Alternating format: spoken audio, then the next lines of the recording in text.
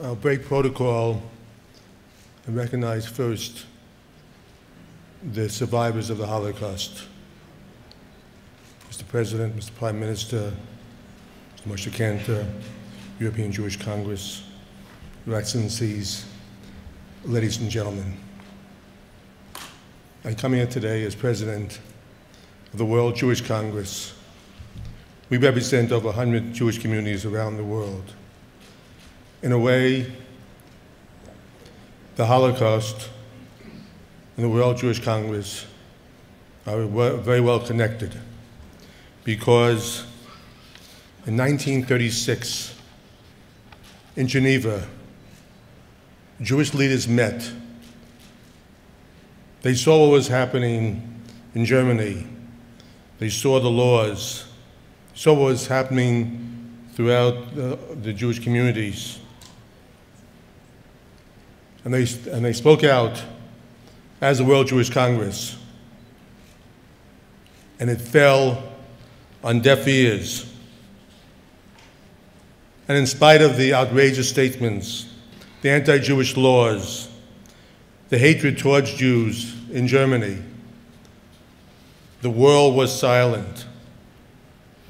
It's important to remember that in 1936, Jews could only depend on the goodwill of other people for their protection. We all know that goodwill was overshadowed by a vast sea of indifference. For Jews, it was an important lesson to learn, and one of the reasons that the state of Israel exists today, because when other countries closed the door, when Jews when they came to them begging, please let us in, the doors were shut. In the future, Jews know that there will at least be one country, and there will always be just one country that will always take them in. And that country is the independent, democratic, and Jewish state of Israel. We are here.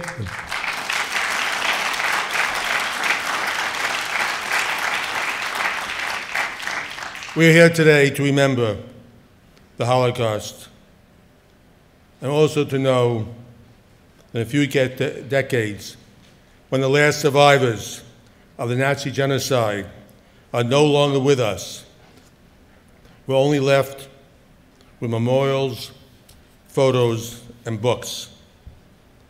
Our children and grandchildren will not be able to listen to the people who could tell them what really happened personally.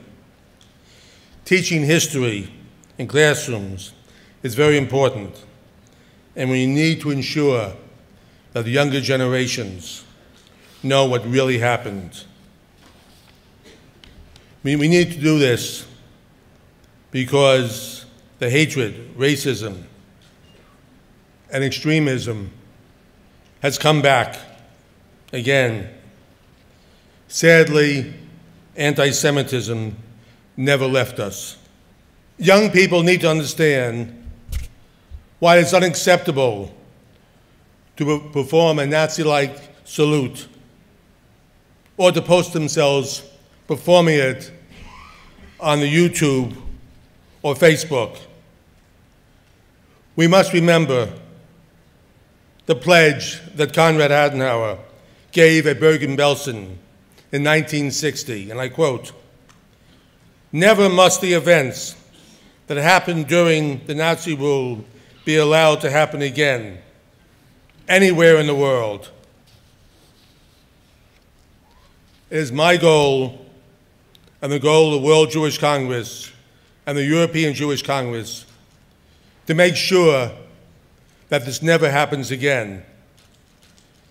As much as I am honored to be here today with all of you in this great hall, I certainly wish there was no reason to have a Holocaust Remembrance Day. We all do. I wish Jews were safe all over the world, that they could live their lives and raise their children and walk to synagogues without fear.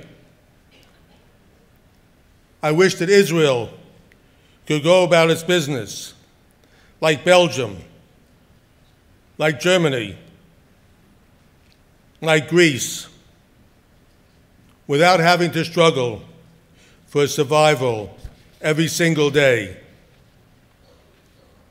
I wish there was no anti-Semitism and everybody appreciated the great achievements that the Jewish people have contributed to the world for over 5,000 years. But you know and I know that's not the case, and it never will be.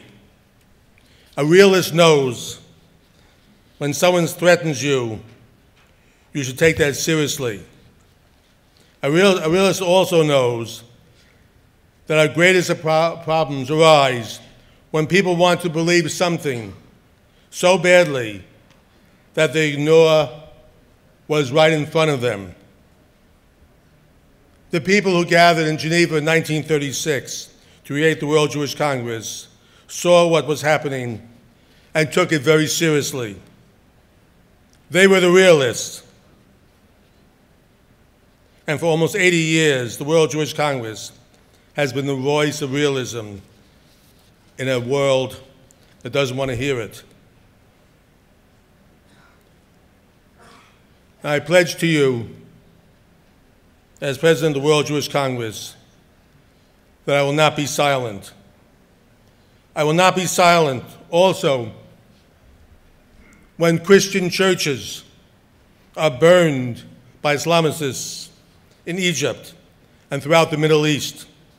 I will not be silent when 500,000 Christian Jews have been driven out of war-torn Syria only because of their religion.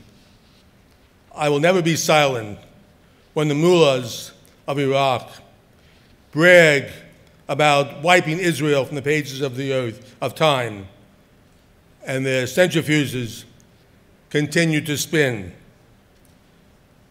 It's alarming to see the far-right anti-Semitic groups in Hungary and in Greece and other countries.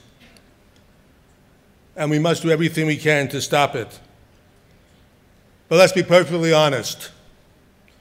The real threat against Christians and Jews comes not from here. It comes from radical Islam and jihad groups throughout the Middle East. It comes from Hezbollah and Hamas. But it begins and ends with Iran. A World Holocaust Day is meaningless if we only pay attention to the past and ignore the same problems that threaten us today. Please join me in a renewed commitment to make sure that all people, whether they are in the Middle East or right here in Europe, can live without fear. At the end of the day, we all want for the same thing. We want for our children can live safely and become and raise to their full potential. And the ability to make this happen. But we must be realists. We must be willing to see what is right in front of us. And we must have courage. I thank you for the honor of coming here today. Thank you very much.